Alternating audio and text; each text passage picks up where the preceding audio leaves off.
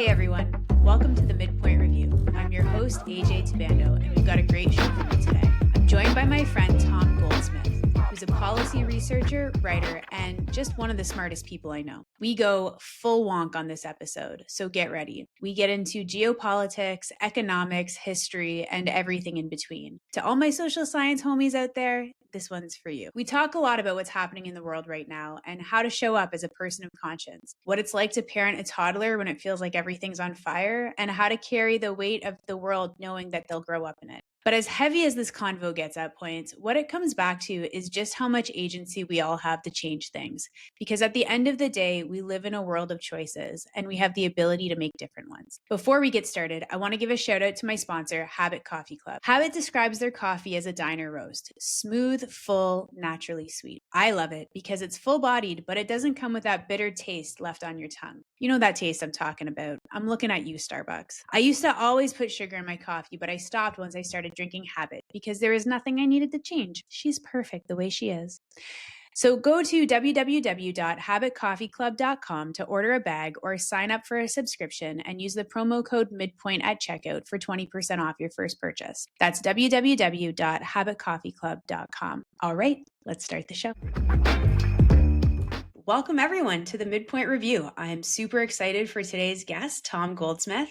Tom is the founder and principal of Orbit Policy and author of the newsletter Orbit Policy's Deep Dives. His work explores how innovation and technology can help build a more inclusive and prosperous society and economy in Canada. And previously, he has been the director of innovation policy at MyTax as well as at the Toronto Board of Trade. And before moving to Canada, he worked as a policy advisor for Tech UK and the Royal Society. So he knows his stuff. I've had the privilege of knowing Tom for a couple of years now. He is a fantastic guy. And if you follow his Substack, you will know he is an absolute content machine when it comes to innovation policy. And if you don't follow his Substack, Orbit Policy Deep Dives, you absolutely should. And so I'm super excited to be welcoming him to the Midpoint Review today. So Tom, welcome to the show. Hey. So for those listeners who might not be familiar with you and who didn't get enough from that extensive past career bio that I just walked through, which is very impressive. Tell us a little bit about yourself. Sure. I have zigzagged my way over the innovation policy space in now 2 countries, and my background is not at all innovation policy. So one thing to start with, I did a PhD in diplomatic history. So my background is as a historian of 19th century British foreign policy, and realized at the end of that I was quite done with studying long dead white men, long dead old rich white men. I wanted something with a bit more relevance and immediacy to what was happening in the world. So I tried to get into policy, and by fate and chance and a lot of luck along the way, been able to get to where I am now working in this space. So it's been a fun little journey. Yeah, that's fascinating. And stressful journey as well. But what's been so stressful about it? I'm not a policy person, but the never-ending imposter syndrome that comes with going into a space and not having the formal training in it. It's one of the things I spend a lot of time looking economic stuff and data, and I can't do basic mathematics, but I'm trying to draw on these sources and data, and I'd love to be able to do the methodologies and analysis, analytical kind of approaches and stuff, but I don't have training in that. I just read speak to lots of people and try and approach it sensibly and with evidence. But I think that's so interesting because, I mean, as someone who also has worked in many things that I was woefully unprepared and untrained to be doing, and yet somehow found myself in the thick of it. I think, when I read your work, in the best possible way, it reads like someone who might not have been trained in policy, because so often when you get trained in these things, you start to adopt this really specific kind of worldview, or, you look at things that to an average person doesn't make sense, but because you're well, according to, this policy framework or whatever, and I was trained in policy, so I can speak on that. You start to make things that don't make sense, and that's not good for anyone, right? I think that's something that as a fan of a lot of your writing, you cut through a lot of that stuff, really well, and get to the heart of it in a way that someone who knows maybe just enough to be dangerous only can. So No, I think that's true. Like, I think this is one where one of my strengths, I think, is that like taking a broad context and connecting the dots between it, like because there's so much that's going on in innovation policy and in the world, and the linkages between different fields are there, so they're often siloed in how uh, we think about them. To place these things in separate buckets and not understand how different issues impact the outcomes we want for ourselves and things like that. That being able to try and connect some of that, and I think being a historian by kind of like training comes in because it is a lot of that. Like a historian is a generalist in so many ways, and it has to take lots of different sources and lots of different perspectives and try and kind of knit them together into a semi-coherent narrative that tries to be sympathetic to the time and the place, but also take a kind of analytical lens to what was happening there. So I think a lot of trying to understand the policy discourse in Canada comes at that. And we can fall into those silos so easily. And I think with innovation policy, we can get into, oh yeah, we're terrible at commercialization. We need to do these things to address commercialization. But it's like, we've known that for 20 years. There's been so many reports of these things. You need to zoom out further. Why do we know the issue and know the solutions and still fail to do it? And that's where like a political economy, a kind of historical lens kind of all comes in.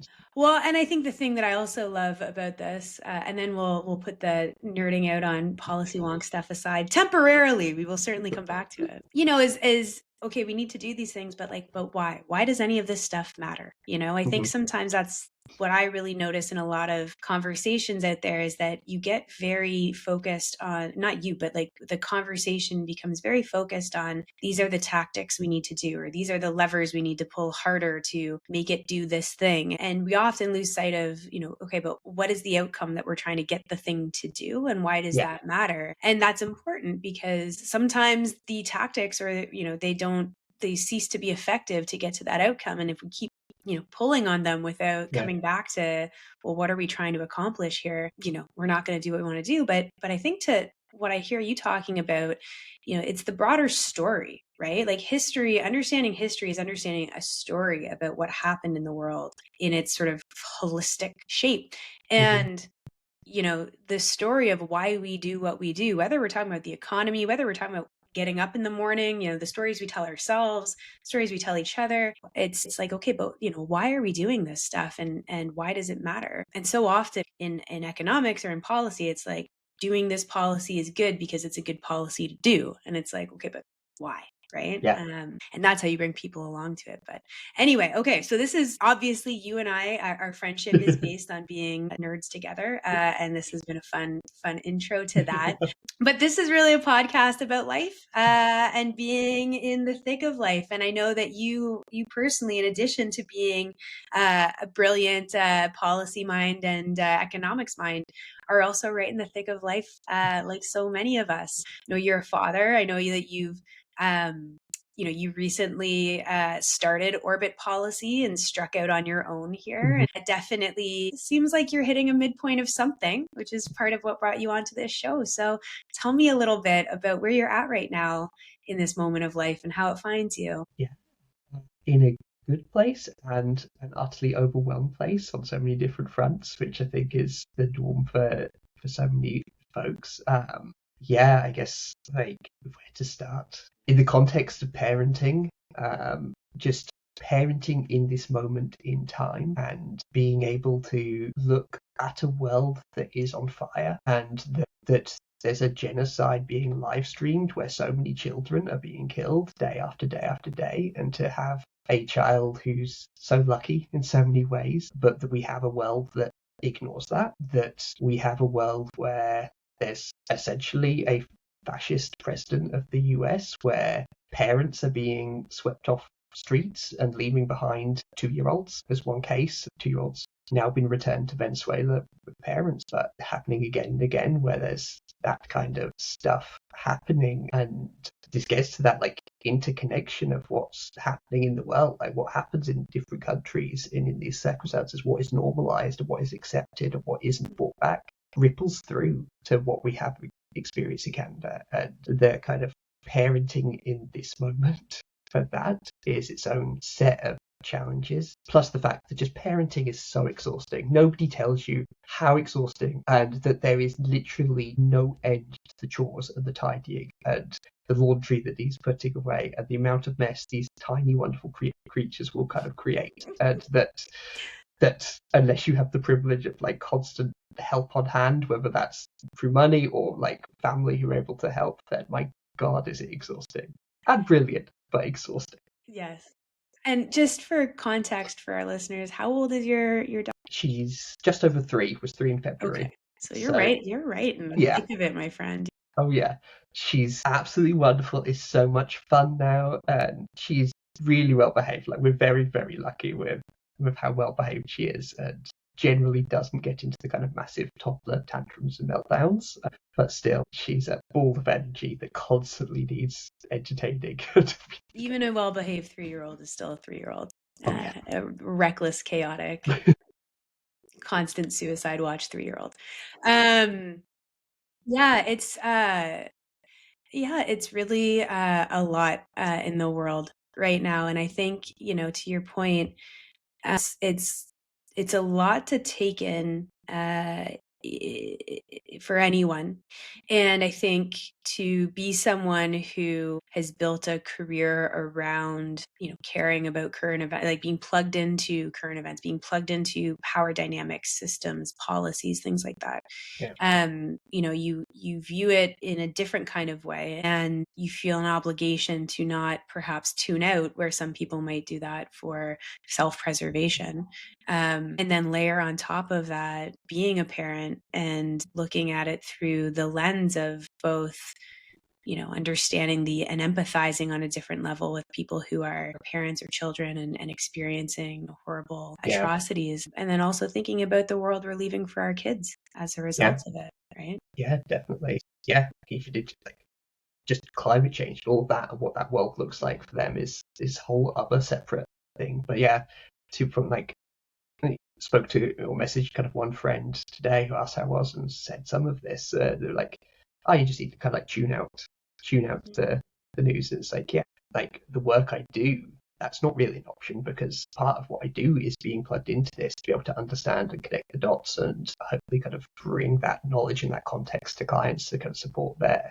It's also not an option for my wife, who's an immigration lawyer, and these changes very much impact her day-to-day work. They're like not just in Canada and what's happening politically and random whipsawing of immigration policies that we see here, but like what happens in Israel and Palestine, what happens in the US, what happens in the UK, who just announced a kind of racist dog whistle of a new immigration policy there that impacts client companies that she works with. So already had client calls this week, and the policies were announced on Monday. Trying to understand what that means for clients and whether they should move to Canada, not the UK, and the kind of pieces there. So being plugged in is very much necessary for the day to day. But I think as well, like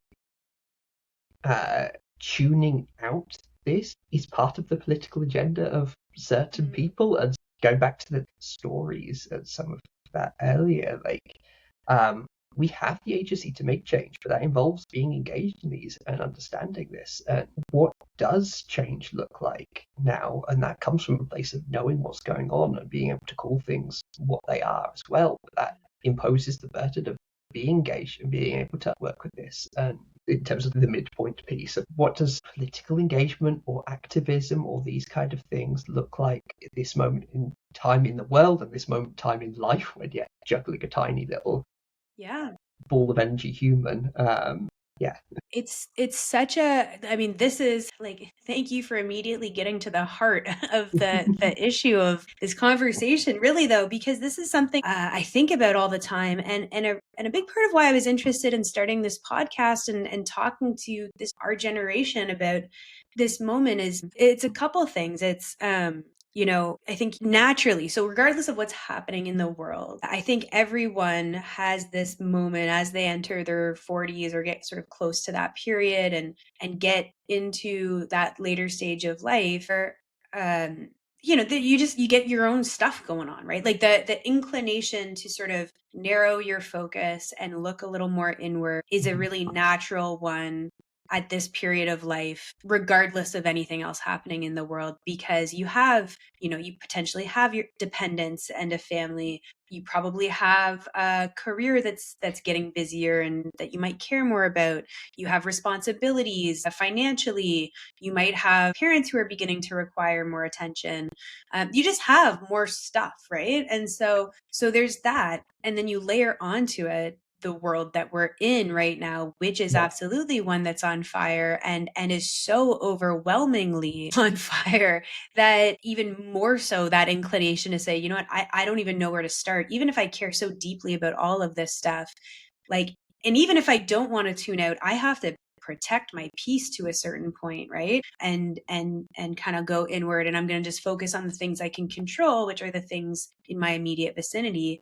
And yet I think that when I look back through history, like, this is the moment where we start to become powerful as a generation, right? I certainly know I can feel that. I think, when we have bios now that have multiple interesting things on them, right? We have networks of people who, are doing interesting things. We ourselves are in roles that carry power and leadership. And it's like we hit this moment of empowerment just as we also hit this moment of turning inwards and almost not using it. Right. And I think that the trick for us is to not do that, is to resist that feeling of, okay, I'm so overwhelmed and I can't even handle I'm over with my own life. I can't even handle what's going on outside my door. Yeah. And I'm just going to tune out, drop out, stay focused on me. And I so get the desire, because I also have that desire. But this is the moment where we need to really push back against that and stay plugged in and stay active. And you used the word agency earlier. And I think that's it, is like, we really need to find that personal agency that we each have, because we all have it more than we've ever had it previously in our lives, and figure out how to use it, but to do it in a way that doesn't burn us out. Yeah, and I think this is just inherently political as well. And some of the challenges of being in this moment of our age at this kind of like point in our lives, and why they're challenging as they are, is part of political design over the past 30, 40 years. The increasing burden of childcare, the burden of supporting elderly relatives of their parents or otherwise. I think of the Margaret Thatcher quote, that there's no such thing as society. There was a conscious dismantling of the societal community infrastructure and care infrastructure, a emphasis on individualism that it leads to your individual success, but success being very narrowly defined in terms of economic success, that you've got to go on the ladder, and it's the Red Queen in Alice in Wonderland. You've got to keep running as fast as you can to stay where you are. But success is defined in that kind of way. We have immense consumer surplus, but not a care surplus kind of thing. I think that all really kind of feeds into the challenges of being at this point in our lives where that wider support network has been dismantled as people moved away from communities, and where there'd been actual kind of like village infrastructure style things towards more fragmented cities where that might not be the place, where there was public provision of these kind of goods that's been undermined. It has come some success stories. I think the $10 day childcare is one of the kind of biggest successes from the Trudeau government in terms of actually supporting real people and providing that care infrastructure. Even then, it's a half measure where daycare workers are desperately underpaid compared to managing one child is exhausting enough, and they're managing 10 at a time kind of thing. My God, they should be paid so much more. But and then finding that childcare as well is, I mean, you and I are both located in Toronto. Anyone who lives here, I mean, and it's certainly not isolated to here, but you get on that wait list, you get your pregnancy test back and you immediately get on a wait list. And even then it's a 50-50 chance that you're going to get in by the time that your kid's a year old. Right. And so, yeah, it's I think it's a really powerful point to connect. And I love interviewing a historian for this point, but you're right. I mean, you can draw the line of where we are today back, it's very pretty neatly to so many of the policies that were brought into place, ironically, right around the time so many of us were born. Yeah. Right. And we're sort of experiencing the end stage or the culmination of a series of experiments, pretty radical experiments brought on by conservative politicians, again, Yes. ironically,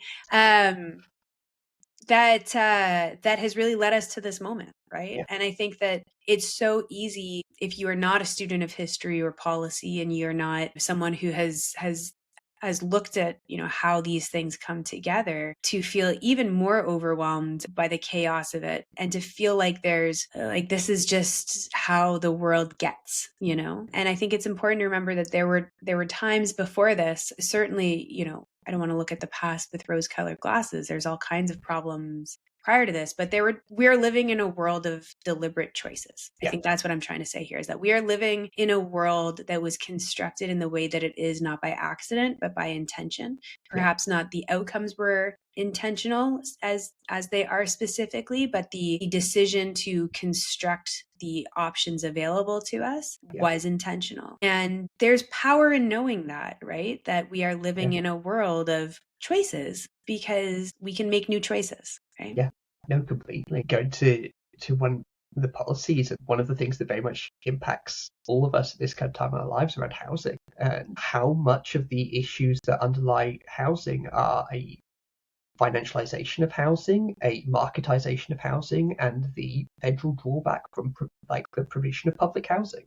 The federal government from the Second World War through to the early 90s played a massive role in providing housing in Canada, not just financing it, but building it and owning it and playing a role kind of supporting that. And it was a non-market good in that way. And since the kind of drawback of that, social housing has collapsed. Been a far greater kind of dominance around private owned housing, condo development, increasing financializations. It's become the investment vehicle there. What that has meant in terms of rents and affordability and everything else is a direct line from one to the other into then we're at this stage in life where buying a house, if you did get on the market early enough, is near impossible. And me and my wife, she took time out from her law career to come to the UK to do a master's.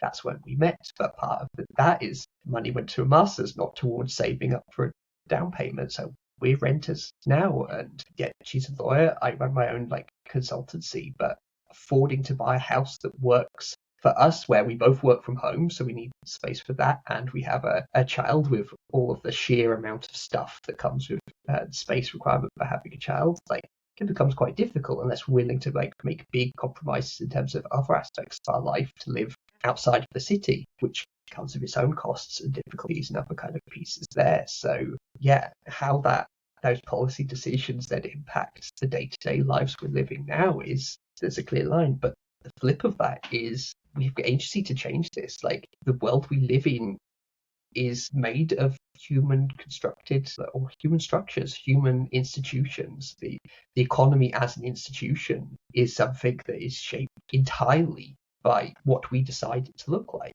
We don't have to accept what it is now as inevitable. There is an ability to shape that. There is the ability to change the priors kind of thing, and to actually have outcomes that work for people, work for real people. I think that's it's such a powerful set of insights, and it makes me wonder, from your perspective, what do you think is the biggest opportunity our generation then has right now to make a difference? I think we can talk, and I struggle with this sometimes because I'm always like, we have a choice, we have agency, we can use your power. And it's like, how?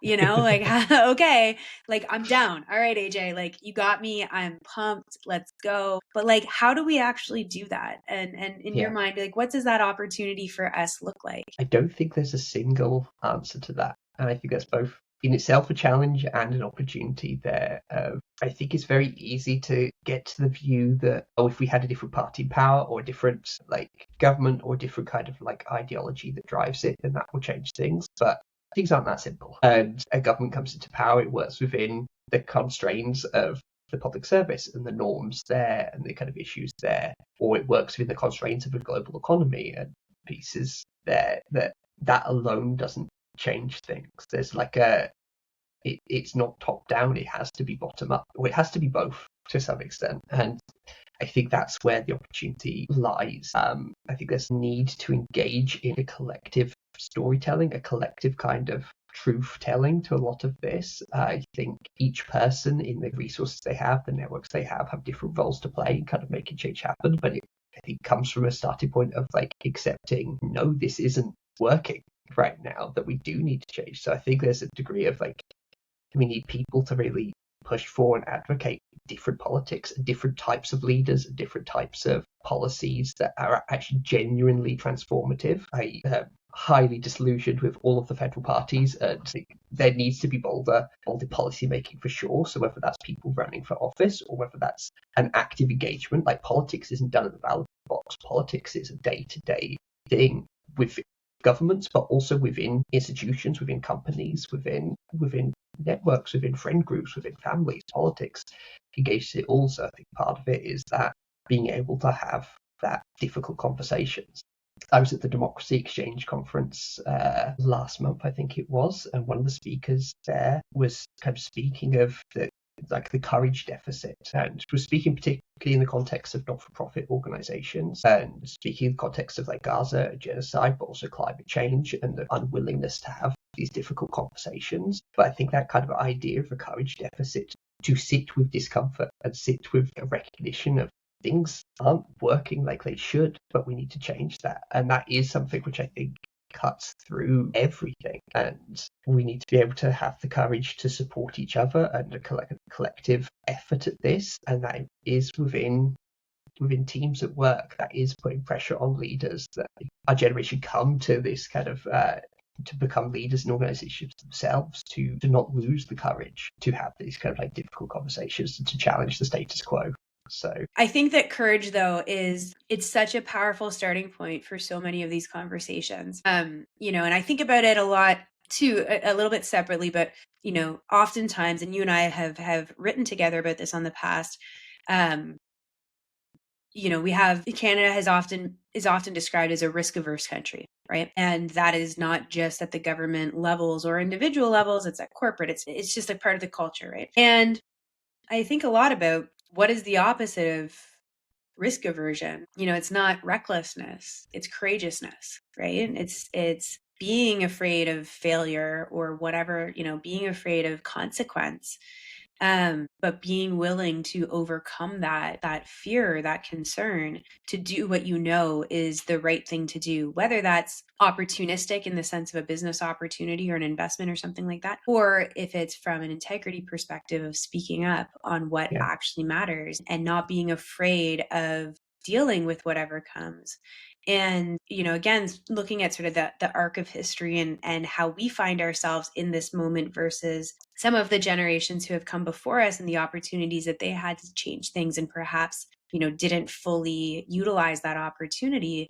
I think so often what has been missing has been a willingness to absorb the consequence of change, right? Because change comes with consequence. And we're no longer in a place where we can do easy things, right? Everything is kind of hard now. And it's about, I don't know which life coach says this, but it's pick your hard. That's and I think that for us, that can be advice on a personal level, but on a political level, it's, whatever that might be. If we're talking about climate change, the consequence might be having less choice when it comes to what we consume or how we consume it. Mm-hmm. And that might feel like a negative consequence, but it might be one that is very much worth taking if that's what it takes to lead to a better future for the next generation. And as I'm saying this, one of the things that I recognize is vital in order to take personal consequence on behalf of this greater good is a sense of collective community, right? And that kind of comes back to what you were talking about earlier around the sort of destruction of the structures that enable communities to grow and thrive in a society. And perhaps that's one of the things, maybe that's a starting point for us, is rebuilding our community, our sense of community, our bonds and our relationships with each other, and starting there which I probably feels a lot more tangible to my average listener here than like, go speak on the political economic implications of whatever tax policy. That's a little more complicated, but get to know your neighbors and take care of them. In Timothy Schneider's book on tyranny, one of the things he says of lessons from the 20th century and fascism and everything else, and how do we fight tyranny and authoritarianism and fascism today in our moment, one of his things is say hello to your neighbors. Make eye contact with people, have conversations that are unprompted, that connect you with the people around you in a way that you aren't isolated kind of atoms that aren't interacting. You can build that bond. And this is where this stuff kind of intersects with like wider technology policy and what's happening with AI and issues around like online regulation for platform regulation and pieces there where there is technology has both connected us in brand new ways and really fragmented us in so many others. And the AI potentially in particular, where you have access to an entirely fabricated world on demand, that it is a chatting to an AI chatbot is the kind of end game atomization where each person is speaking to their own chatbot and not each other, that chatbot is just reflecting back whatever they want to kind of say, but also reflecting the biases back of its designers. And if you've been following the news, seeing what Elon Musk's Grok is doing around South African white genocide and everything at the moment, where the algorithm has clearly been tweaked and you say hello to Twitter's AI and it's like, your greetings makes me think of the white genocide in South Africa. This fragmentation from reality. So like these platforms have value and everything, but be able to leverage them in ways that is more community centered, it is more face to face. As an end. I've never met a chatbot that didn't refer to me as Mr. Tabando at least once. So I don't have a lot of faith in AI these days.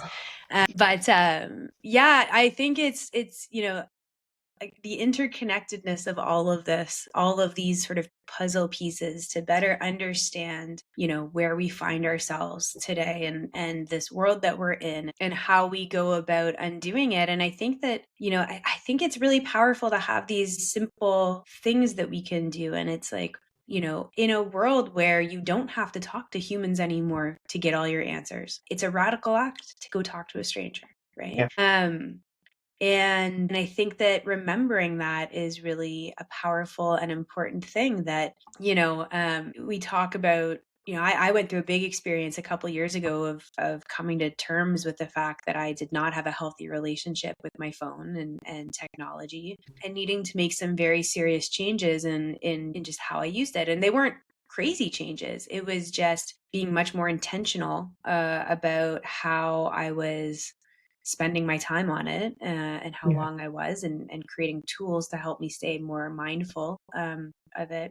And I spend far less time on my phone now when I'm out in public, right? And try not to just sort of keep my head down and scroll, when I'm out around people. And it lets you see people differently, right? It lets you connect with people differently and, smile at strangers. And I think it's really interesting too. Like Toronto, we are notoriously known as being a place that don't smile at each other. But in my experience, people smile back. Right? They might not smile first, but they almost always smile back. I will say Toronto is far friendlier than London in the UK. So I appreciate that. It was like, wow, people are so friendly here. And they are, but it's easy, right? If you kind of keep your head down and you don't pay a ton of attention, or you don't take it upon yourself to be the one to move first. Like I had a friend who moved here and she was asking, what's it like? She was from Vancouver. She'd heard lots of things.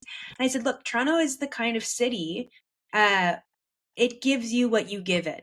That's been my experience. So if you bring a lot of good energy to your interactions, you smile at people, you're kind to people, you get a lot of that back. It's not going to be true for everybody. I'm sure I'll hear comments from folks after this episode telling me all their terrible interactions. But in general, I think that's true for any community of people, any group of people. You have to feed it in order for it to nourish you back. And sometimes we forget how to do that. And I think that as a generation, that can be something that we, without needing to be in big positions of power, have the ability to move the needle on no matter where you are. Is how you Yeah. show up with each other, how you take care of each other, how you talk to each other, and how we rebuild, being that bridge generation, right? We were the analog and the digital. We can bring those memories of the before times into the present, Yeah. of just how to live in a community again. I think so. And yeah, I think I agree with all that. But I think I also go back to like the big P political as well of just some of this does require real changes in our politics and our economy to enable that. Like part of the unfriendliness of a city is rooted in the amount of people who are just scraping by, who are having to string together multiple jobs or do like Uber and delivery and pieces there and get paid below minimum wage. As it works out, because these platforms aren't regulated properly, because there isn't adequate provision of housing, and that's making ends meet, because corporate profiteering is allowed. And I did one piece this week that looked at kind of profits in corporate Canada, and just there are unprecedented levels in terms of our GDP. Corporate profits like 400 billion plus each year, kind of thing. And that shot up since the pandemic and is far, far above like levels of corporate profits in the US even. And the extent to which it comes back to who is allowed to win, who is allowed to engage in community, who is allowed to participate in our economy and get success from it. And it's not equitable, it's not inclusive right now. That if we want a friendlier society, then part of it is putting the policies in place that actually regulate the hell out of some of the things that need regulating. And yeah, confronting issues of power and privilege and economic wealth in ways that are constructive. Like I think there's a way to approach these which is kind of like more narrow and more like class warfare kind of things, which I'm somewhat sympathetic to, as you probably could tell. But I think there's a kind of a different kind of way of approaching this where it is rooted in the fact that you address some of these things, everyone benefits, everyone gets wealthier. There's been a lot of work. So Heather Boushey, who was on Biden's National Economics Council, I think it is, there at NEC, she kind of headed up that. She formerly headed up the Washington Center for Equitable Growth, but wrote one book called Unbound, which is just on how like inequality constricts our economy, constricts what all of this, addressing some of these issues, removing these barriers, regulating platforms of wealth accumulation by very narrow kind of elites. Everyone gets richer. Like it's not a case of like, oh, we need to grow the pie rather than focusing on slicing the pie. It's like you actually can grow the pie by slicing it more equitably. If people have secure housing and welfare, they're able to become entrepreneurs. They're able to a situation of like scarcity, not abundance. And there's a whole thing of like abundance, that discourse that comes with its own challenges and other things. But yeah, it is a false scarcity. We need to think of that at that big P politics level as well as that community action, community engagement. I think the two need to really kind of like go hand in hand. And again, within organizations outside of this comes to, if you're in an organization, are you standing up for the people in more junior positions? Or are you recognizing the burdens they're under, especially as we come to more senior leadership positions? As the saying goes, often the shit flows downhill. Well, stop the shit flowing downhill. You have agency to do that. Don't engage in that. Take it on you. Take on the risk of doing that and make stands there, because you talk to other people. Everyone thinks the same things, but everyone lets the same stuff kind of happen. So where does that individual leadership and that individual agency come in to address some of those things? Yeah. Well, and I think that goes back to the idea of like part of our job is to take the hit, right? To take the consequence, right? Yeah. So if we're gonna stop the shit, we're gonna have to deal with a lot more shit probably. But like maybe that's our job right now. Maybe that's what we're here to be doing in this period of history. And I think that coming back to talking about parenthood a little bit, I know that there's so much in sort of the discourse around cycle breaking, right? And dealing with your trauma so you don't pass it on to your kids, or changing how we parent. And I think that though this idea, and it's a healthy one, even though some of the stuff everything can go in all different directions sometimes, but overall the idea of really doing the work as parents or as grown-ups in the lives of children, whatever that role might be, doing the work on yourself so that you are the one that ends a cycle instead of passing it along is such a powerful narrative. And I think that it's an identity that a lot of us really find strength in.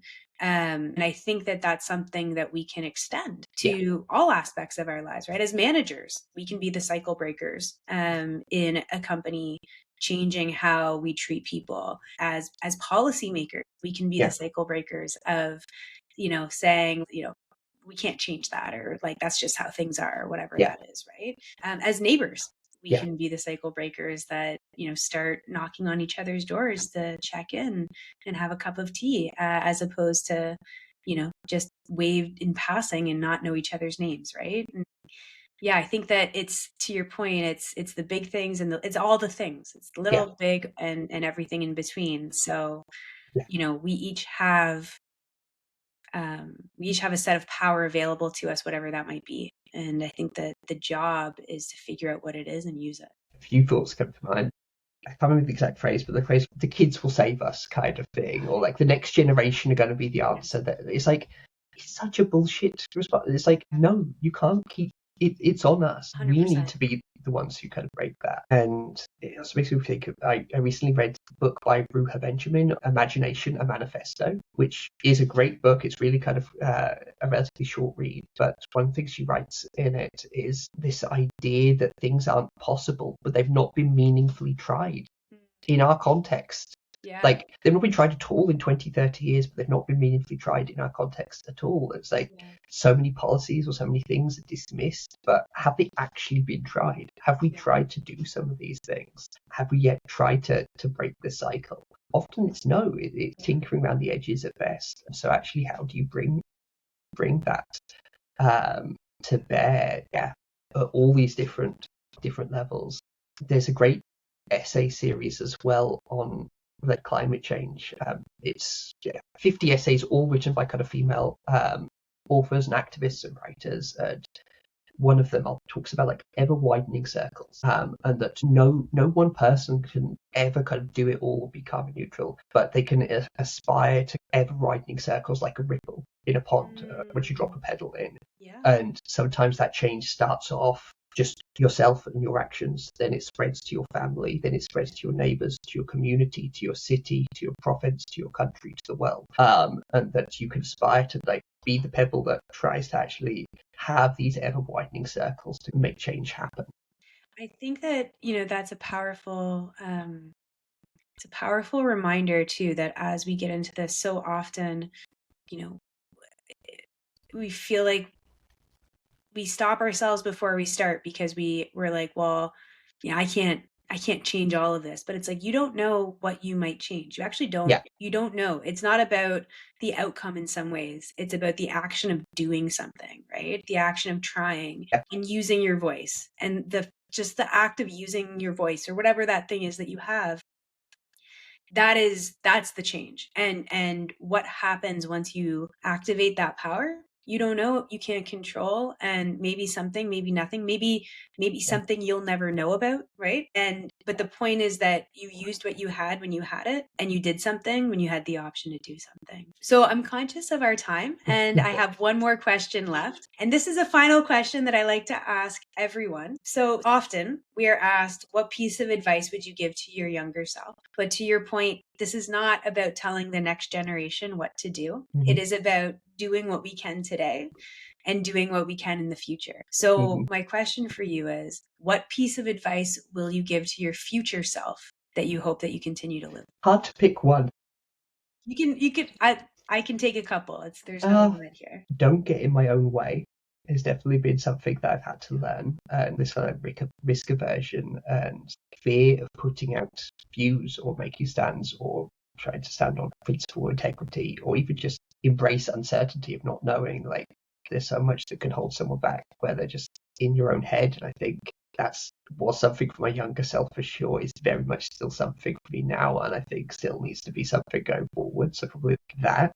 I think there's a bigger one of like, change can happen, be part of change as well. And that is not getting in your own way, but also embracing the risks and the uncertainty and the costs of doing that as well. But I'm learning and figuring out what that means for me right now in this moment. But I want my future self to be in that, like really in that. So yeah, I think that's probably one, two. And then sleep. Like enjoy the sleep when the sleep happens and it's good, because my God, like once you have kids, just Okay, so yeah. as a parent with an 8-year-old and a 5-year-old who's a little further down this journey than you, I have good news that the sleep does come back. I promise you, my friend. You're like another 12 months away. Yeah. That's the bad news, but the good news is you're close to the other side of this. I promise. A whole whack of other crap starts happening that's I'm not going to tell you about. That's fine. You'll learn that. The good news, the sleep does come back.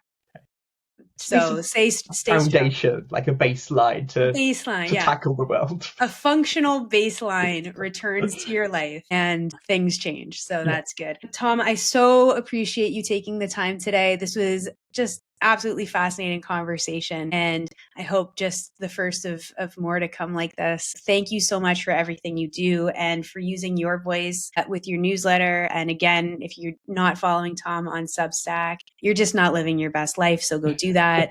And yeah, thank you again so much. And I look forward to chatting again with you soon. No worries. Thank you for having me. It's been a lot of fun. Wonderful. Cheers. All right, that's our show. Thank you, Tom, for being such a great guest and giving us all so much to think about. Thank you again to our sponsor, Habit Coffee Club. Visit www.habitcoffeeclub.com and use promo code midpoint at checkout for 20% off your first purchase. That's it for our show today. We'll see you guys next week.